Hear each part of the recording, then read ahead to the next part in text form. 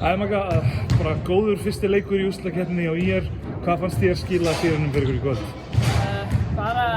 Barátta, kemur allt í vörninni.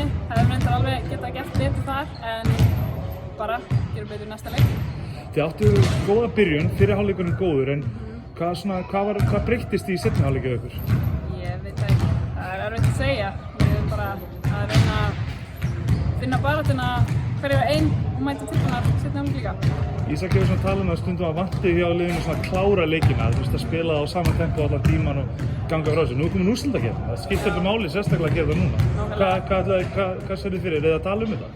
Já, við reynum að hittast liðið og tala um markmiðin okkar og bara fara á næsta leik og reyna að gera betur þá. Einhverjar áhyggjur með það að fara norður á Sauðárkrók í eitt sótt bæli þarna?